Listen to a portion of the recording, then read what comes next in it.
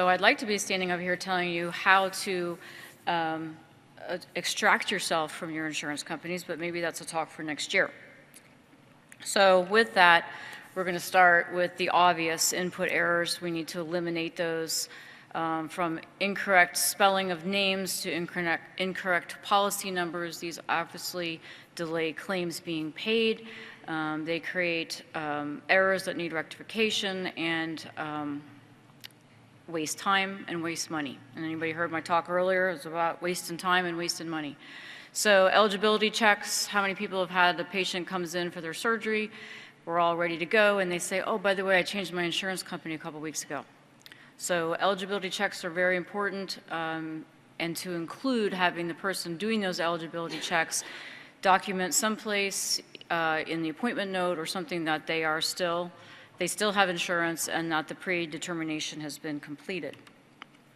Documentation, I can't say it enough.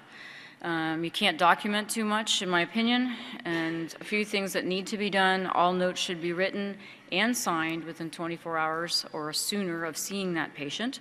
And when you however you have your patients fill out their forms, whether it's on the patient portal, it's documents they download from the website, have those documents kind of mimic the things that you know have to be documented in your EMR. And create templates. We have a lot of templates that self-populate the normal, so all you have to do is really document the abnormal. And you can also have templates that don't allow you to progress through that note unless you answer specific questions that need to be answered, which leads us to this, the medical criteria. All the insurance companies have their medical criteria. It's open for public consumption. You can find it, know it. You have a new provider that's new to this industry, you can make cheat sheets and let them know exactly what needs to be done. But in general, over all your documentation, I would keep it uniform. The only thing that may change is the conservative therapy requirements. So some it's 2 weeks, some it's 6 weeks, some it's 3 months. So know what those requirements are and don't do a blanket. There seemed to be for a while just a blanket, oh, we'll see you back in 3 months or I'll call you in 3 months. Every insurance company is different, so don't put that one blanket. Know what those criterias are, and every single note you write, you need to know that the insurance companies need to know conservative therapy, which includes exercise and it includes weight loss. It includes over-the-counter medications. It includes their activities of daily living. They all want to know if the patient has positive pedal pulses, which if they don't, then their venous disease is probably the least of their problems. The size of the vessel, the seconds of reflux, and some insurance companies actually do require photography, and there's an insurance company that wants you to put a little measuring tape next to those varicosities so they can see the size of those. And then the predetermination process, which is different than the pre-authorization process, and understand the two of those, because a lot of things that are done in the office setting do not need pre-authorizations, and so that can also lead to claim denials. So once you make your treatment plan, create a treatment plan that encompasses everything you want to do and submit it as a whole, but also being aware that many insurance companies require certain things to be done before they will approve. For example, the great saphenous vein needs to be done before the anterior saphenous vein. So those things have to be reassessed at the 4 or 6 week or whatever your follow-up ultrasounds are to assess symptoms and reassess that vein if it's still necessary to do. And claims. Make sure those claims are filed at least within 24 hours. There should never be a time when someone's got claims sitting there after a week of things being done. Monitoring those claims, following up on the unpaid claims, and then the denials that we were just talking about. I mean, they're right. The insurance companies, that's their goal, is to deny what we're doing. And I can't tell you how many times that I've seen a denial, they bring it to me, the denial's written on there saying there was no documentation of seconds of reflux, and I'm looking at the visit note and the ultrasound report, and it says it right there. So at that point, I don't ever give up, and I agree that they want you to give up. Oh, it's denied, sorry, to the patient. If you want to have it done, and of course most people will say no, it was a denied. We do a peer-to-peer, and I would tell you probably 99% of the time, peer-to-peer, we get it approved. So I don't I don't let denials go. And of course, we have to ensure that our claims are paid properly. Know your contracts. Do you know what your fee schedules are?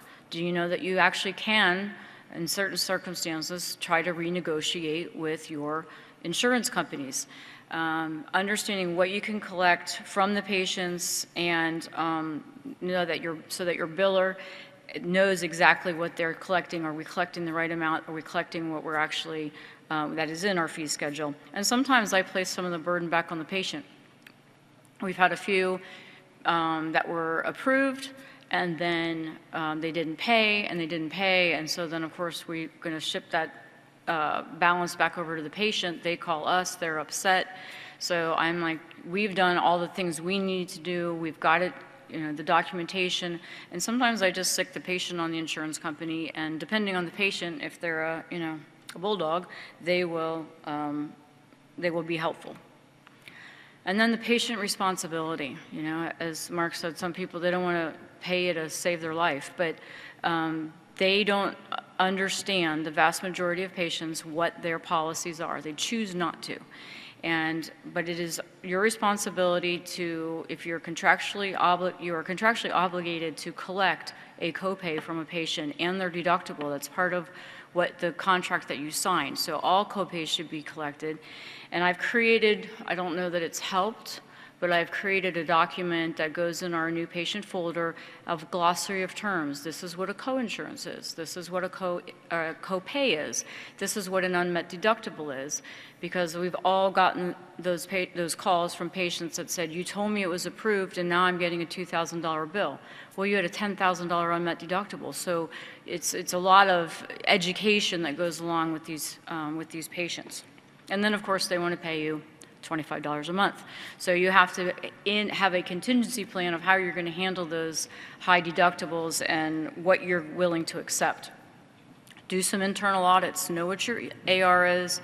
Monthly reports are, I think, extremely important so you can see the health of your practice. You know if you're being paid well. And do you know it from the time the claim is made to when you're paid? So there's those buckets, 0 to 30. That should be where most of your money is. But if you're looking at your reports and you're seeing 90 and 120 days, there's a problem in the collection process of your practice. Net collections. I mean, this is what's really owed to you. This is what the money that you should be collecting, and it's a very important number, and it's very important for you to know what that is. So again, a measure of the medical practice's effectiveness of collecting the agreed upon monies. So this is an important number to look at, an important part of the reporting process. I'll give you a little example of what ours was last year. This should be at 100% in an ideal world, but at least it should be greater than about 97%. That means you are actively collecting the money that's owed to you. And the last, number 10, is documentation again, because I can't say it enough, okay? It can't be overstated. You know who you are out there who do not document in a timely fashion, or you don't include all the things so that we get denials, and then we have to come back to you and say, will you please re-dictate this so that we can add these important factors into it. And it is the only way to survive an audit. And the audits are rampant lately, so make sure that you document. Thank you.